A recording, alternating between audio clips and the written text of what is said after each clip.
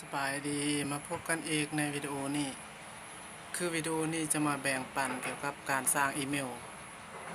การสร้างอีเมลนี้สำคัญที่สุดคือเราต้องมีอีเมลในการคอมเมนต์หรือกดไลค์กดแชร์อยู่ Facebook อยู่ YouTube ช่อง YouTube แล้วมันจะใส่ได้ทุกอันของบริการ Google บอกว่าเราจะลงซื้อเขาใส่ Google หรือว่า Google AdSense ทุกบริการของ Google เลยเขาต้องมีอีเมลของเราประจำตัวเลยอีเมลของเรามันสำคัญที่สุด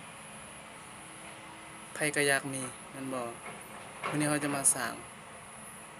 มาเบิ่งกันเลยมาสร้างกันเลยคนอื่นหมดเขานี่จะบอกเขาเกี่ยวกับลงสื่อเขาใส่ระบบใส่บ่ได้ก็ได้อันนี้คือการเขาใส่อันนี้อีเมลของข่อยเนาะจะบ่เห็นรหัสถ้าเรายังบ่มีเข้าไปดันหลุมเจ้าเห็นบ่ดันหลุมเข้าสู่ระบบโดยระบบอื่นอันนี้แล้วเข้าไปเพิ่มบัญชีแล้วถ้าเจ้ายังบ่มีสร้างบัญชีใหม่อยู่หลุมคลิกเข้าไปอยู่หลุม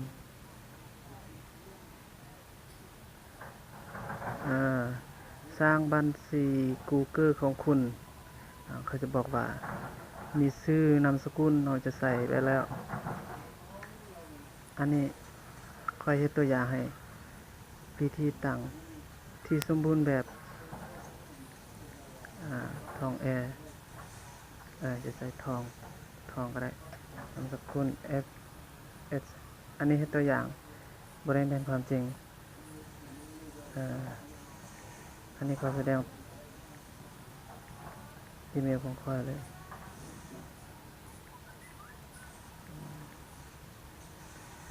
ทอง FS แล้วก็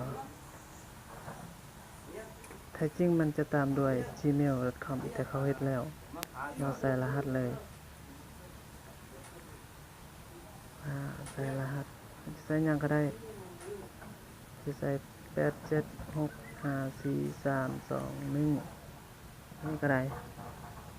เขาว่ายังบ่ทันได้เบิ่งอยู่ลุมก็ได้ถ้าออกสีเขียวก็ได้เอาเพิ่มสีเขียวแล้วผมยังก็ได้รหัสที่เราจะเข้าไปเบิ่งเข้าไปใส่ในทุกบริการมันจะใช้รหัสอันนี้แต่ก็ต้องชื่ออีเมลแล้วก็รหัสผ่านอันนี้ยืนยันรหัสผ่านอีกครั้งตามด้วยทอง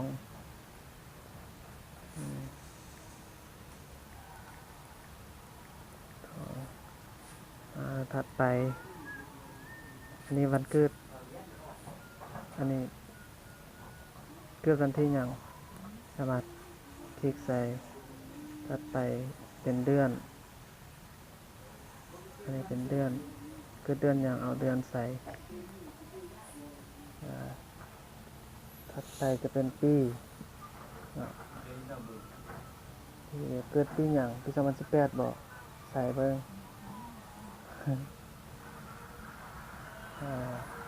คือค่อยจะเกิดปี96เนาะเอาใส่96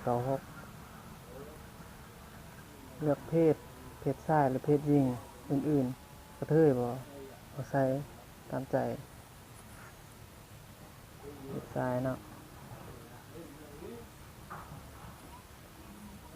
ถัดไปอันนี้รหัสประเทศเขาจะใส่เองเลยถ้าเราลงอยู่ในประเทศลาวเขาก็ใส่ลาวเลยเราบ่จำเป็นต้องไปเลือกไปลอกหลายเราต้องเติม20ทั้งหน้าคือรหัสประเทศน่ะ8620ตามโดยเบอร์ของเราใส่ไปเบอร์โทรศัพท์เอาใส่ลืมโทรศัพท์กลับไปเบิ่งอีกกดเบิ่ง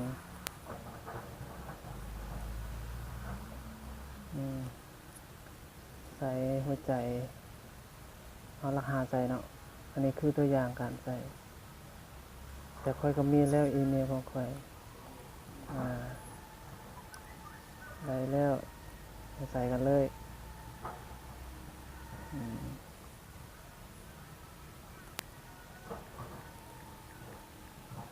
ใส่อยู่นี่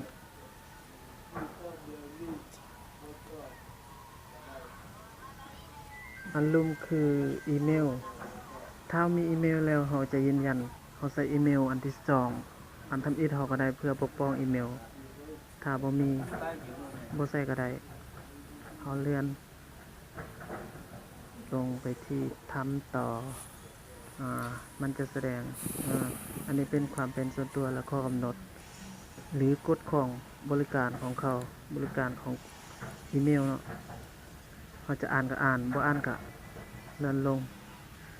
คลิกต่อไปดีก็อ่านเพื่ออนาคตคลิก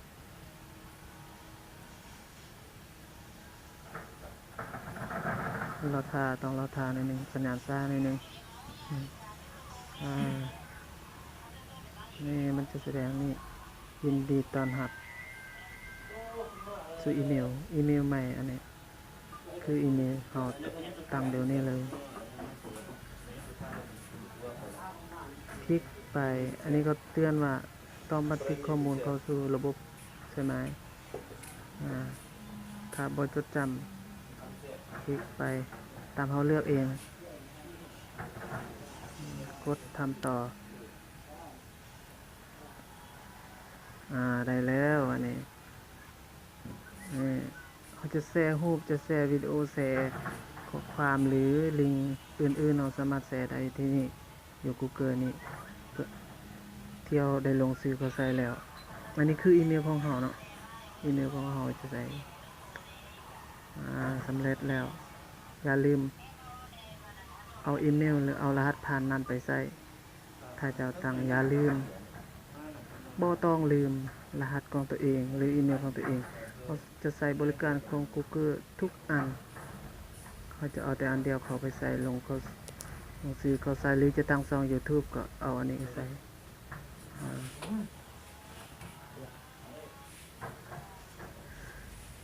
สำคัญเนาะอีเมลบริการของ Google Play บ่ประมาณนี้เขาสามารถลงเขาซื้อได้ลงซื้อเขาใช้ได้